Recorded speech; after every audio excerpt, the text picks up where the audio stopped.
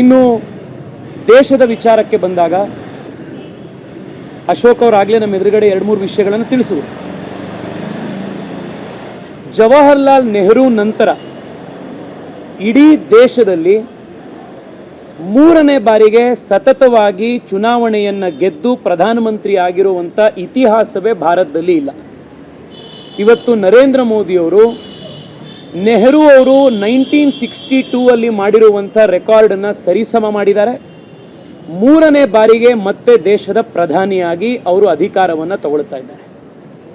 10 ವರ್ಷ ಅಧಿಕಾರದಲ್ಲಿದ್ದು ಮತ್ತೆ ಜನಪ್ರಿಯರಾಗಿ ಚುನಾವಣೆಯಲ್ಲಿ ಗೆದ್ದು ಪ್ರಧಾನಿ ಆಗ್ತಾ ಇರುವಂಥದ್ದು ವರ್ಲ್ಡ್ ವಾರ್ 2 ನಂತರದಲ್ಲಿ ಪ್ರಪಂಚದ ಯಾವುದೇ ಪ್ರಜಾಪ್ರಭುತ್ವ ದೇಶದಲ್ಲಿ ಇದು ಆಗೇ ಇಲ್ಲ.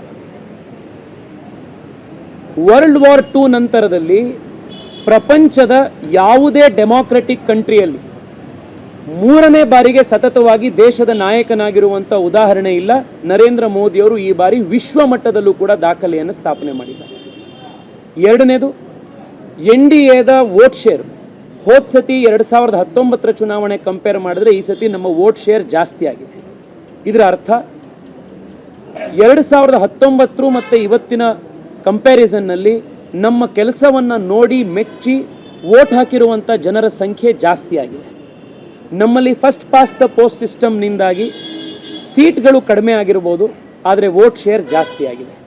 ಕರ್ನಾಟಕದಲ್ಲೂ ಕೂಡ 19 ಸೀಟ್ಗಳನ್ನು NDA ಕೊಟ್ಟು ರಾಜ್ಯದ ಜನ BJPಯನ್ನು ಬೆಂಬಲಿಸಿದ್ದಾರೆ. ಮೋದಿಯವರಿಗೆ ಮತ್ತೊಮ್ಮೆ ಆಶೀರ್ವಾದ ಕೊಟ್ಟಿದ್ದಾರೆ.